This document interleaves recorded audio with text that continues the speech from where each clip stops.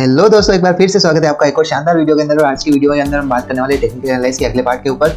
बहुत ज़्यादा टाइम हो गया वीडियो को आए हुए, तो उसके लिए आई एम रियली सॉरी, मैं कहीं बिजी था। लेकिन चलिए अब वीडियो को स्टार्ट करते हैं और अब हम बात करते हैं टेक्निकल एनालिसिस के कुछ टूल्स की। वहीं पे पहले बात कर लेते हैं कि जो टेक्निकल एनालिसिस होता है इसका सबसे पहले उपयोग कहाँ किया जाता है। तो इसका उपयोग जो होता है किसी भी तरह के एसेट के चॉइस में इसका यूज़ किया जाता है। यानी कोई एसेट होता है उसको अगर हमें चूज़ करना है तो उसके लिए टेक्निकल एनालिसिस का यूज़ किया जाता है। वहीं पे अगर हम बात करें टेक्निकल एनालिसिस के अंदर उस एसेट को चूज कैसे करें, तो उसके लिए सिंपली आपके पास उस एसेट की क्लोजिंग प्राइस का पुराना डाटा अवेलेबल होना चाहिए। यानी कि अगर आपके पास उस एसेट की क्लोजिंग प्राइस जो हुई थी उसका डाटा अवेलेबल है तो आप उसको आसानी से उसको स्टॉक को प्रेडिक्शन कर सकते हैं। अब आप ये सोच रहे होंगे कि यार पुराना डाटा का क्या मतलब होता है। तो पुराना डाटा का सिंपली मतलब होता है कि उस स्टॉक की ओपन प्राइस, हाई प्राइस, लो प्राइस और क्लोजिंग प्राइस क्या रही पूरे दिन के अंदर, वो वाला डाटा की बात कर रहा हूँ। और उसी डाटा के साथ में एक और वॉल्यूम का डाटा भी अवेलेबल होना चाहिए, जिससे कि आपको आसानी हो जाती है कि आप एक अच्छे से स्टॉक का प्रेडिक्शन कर सकें।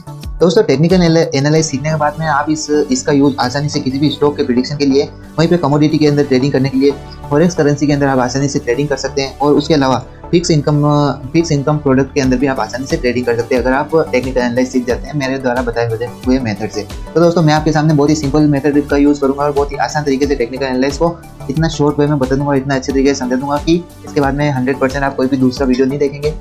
अगर हम वहीं पे फंडामेंटल एनालिसिस की बात करें तो फंडामेंटल एनालिसिस के अंदर बेसिकली किसी कंपनी के स्टॉक का प्रेडिक्शन करते हैं और उसी स्टॉक के प्रेडिक्शन के आधार पर लॉन्ग टर्म के लिए हम किसी भी स्टॉक के अंदर एंट्री करते हैं। तो उसके अंदर एक अलग प्रोसेस रहती है कि हमें बेसिकली स्टॉक का प्रेडिक्शन करना होता है और कंपनी के जिस सेक्टर है उस सेक्टर का अच्छे से हमें प्रेडिक्शन करना होता है। लेकिन टेक्निकल एनालिसिस के अंदर हमें ऐसा कुछ भी नहीं करना होता है। अगर हम एक बार टेक्निकल एनालिसिस सीख गए तो उसको हम अलग अलग जगह पे भी अप्लाई कर सकते हैं। लेकिन फंडामेंटल एनालिसिस के अंदर हमें हर कंपनी के लिए अलग अलग रिसर्च करनी पड़ती है। जैसे सपोज कीजिए अगर आपने कोई भी चाय का एक स्टॉक उठाया तो चाय के स्टॉक के लिए आपको चाय का जो सेक्टर है, यानी कि पिछले साल मानसून कैसा रहा है, किस टाइप का रहा है, उस सब टाइप की एनालाइज करनी होगी।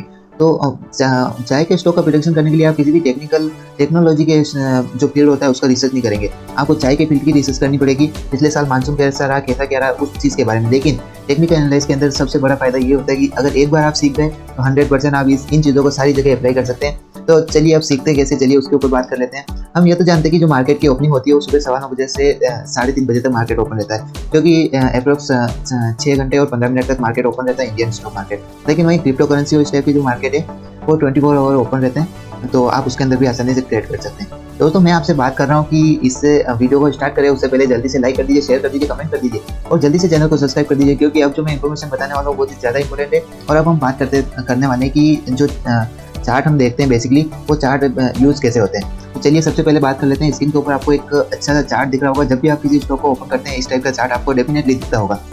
तो आप ये सोच रहे होंगे, जैसे आप अगर कोई बिगनर है तो वो सोच रहा होगा यार ये चार्ट अब कैसे एनालाइज करें, इसके अंदर तो कुछ समझ ही नहीं आ रहा है।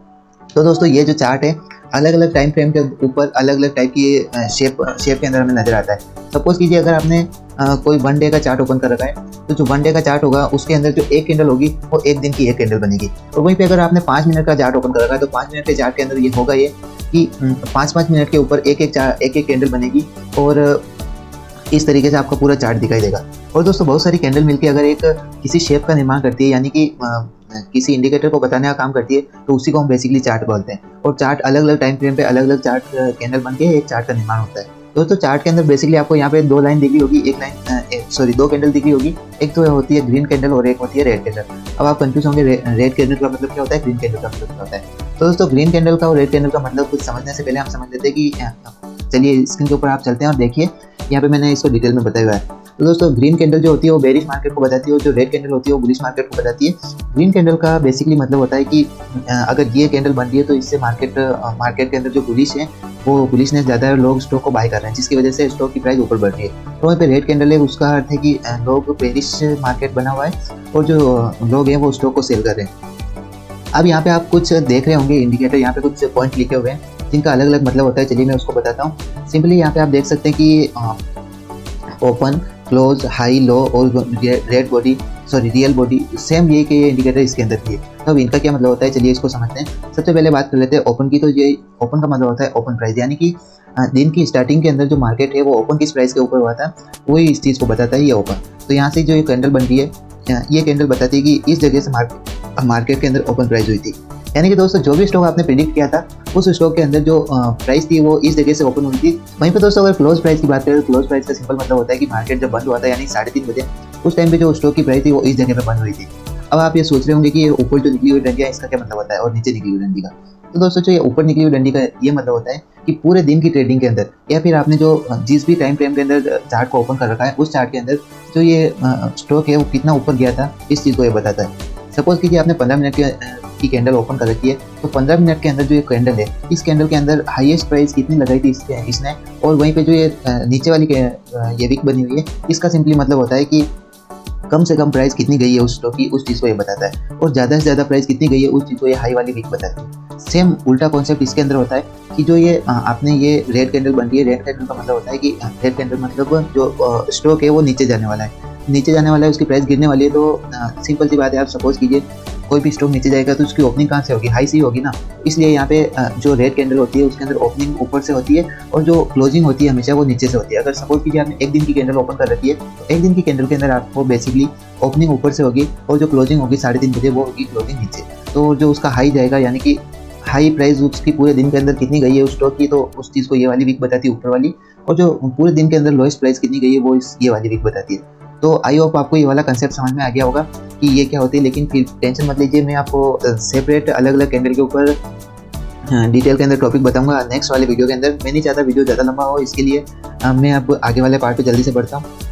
दोस्तों मैं आपको एक और लास्ट वाला कॉन्सेप्ट बता देता हूँ जो कि बहुत ही इंपॉर्टेंट है, और आई होप ये आप मेरे जो बोल रहा हूँ उससे समझ पाएंगे। नहीं भी समझ पाए टेंशन मत लीजिए, वीडियो को रिपीट कर दीजिए, मैं आगे और भी बताऊंगा। दोस्तों कॉन्सेप्ट ये है कि अगर जो क्लोजिंग प्राइस है वो ओपनिंग प्राइस से ऊपर है, यानी कि जो मार्केट के अंदर 3:30 बजे मार्केट क्लोज हुआ था और जो 9:15 बजे मार्केट ओपन हुआ था, तो जो ओपनिंग जो प्राइस है वो क्लोजिंग प्राइस से कम है, यानी कि क्लोजिंग प्राइस अगर ज़्यादा है तो उस कंडीशन का मतलब होता है कि मार्केट पूरे दिन के अंदर तेज़ी के अंदर रहा है और मार्केट के अंदर तेज़ी आई है। वहीं पे अगर इसके अपोजिट बात करें, यानी कि जो इसकी क्लोजिंग प्राइस है वो ओपनिंग प्राइस से नीचे, यानी कि जो मार्केट ओपन हुआ था उसकी प्राइस सपोज कीजिए 15 रुपये थी और क्लोजिंग प्राइस जो है वो नीचे थी, यानी कि क्लोजिंग प्राइस 13 रुपये हो गई, तो इस कंडीशन में मार्केट, इसका मतलब ये होगा मार्केट के अंदर मंदी रही और मार्केट नीचे गया था। तो ये कॉन्सेप्ट आई होप आपको समझ में आ गया होगा। वहीं पे अगले एक और कॉन्सेप्ट आपको बता देता हूँ जो कि है दोस्तों, क्लोजिंग प्राइस को नेक्स्ट डे के लिए एक बेस्ट इंडिकेटर माना जाता है। यानी कि जो क्लोजिंग प्राइस हुई थी, सपोज कीजिए प्राइस नीचे गिरी या ऊपर गई, वो पूरे मार्केट के दिनचर्या पे डिपेंड करता है, लेकिन अगर आप क्लोजिंग प्राइस को इंडिकेट मानकर नेक्स्ट डे के लिए ट्रेडिंग करना चाहते हैं तो वो एक सबसे बेस्ट इंडिकेटर होता है, क्योंकि क्लोजिंग प्राइस सबसे अच्छा इंडिकेटर होता है नेक्स्ट डे की मूवमेंट के लिए। दोस्तों अगर आप पूरे दिन की दिनचर्या को शॉर्ट में समझना चाहते हैं तो आपको पूरे दिन के चार्ट को ओपन करना है और ओपन, हाई, लो और क्लोज वाली कैंडल को पकड़ना है, चारों कैंडल को, और चारों कैंडल के अंदर आइडेंटिफाई करना है कि जो ओपनिंग प्राइस थी, हाई प्राइस कितनी गई, लो प्राइस कितनी गई और क्लोजिंग प्राइस कितनी है। क्लोजिंग प्राइस के आधार पर नेक्स्ट डे की जो मूवमेंट होती है उसको डिसाइड किया जाता है, और इन्हीं चारों कैंडल को, यानी कि ओपन, हाई, लो और क्लोज, इन चारों को आप पकड़ के आसानी से स्टॉक का प्रेडिक्शन कर सकते हैं। तो आई होप दोस्तों मैंने जो आपको जानकारी दी वो बहुत ही अच्छी लगी होगी। अगर वीडियो अच्छा लगा तो वीडियो को लाइक, शेयर और सब्सक्राइब कीजिए, और हम मिलते हैं ऐसे ही अगले वीडियो के अंदर। तब तक के लिए बाय बाय।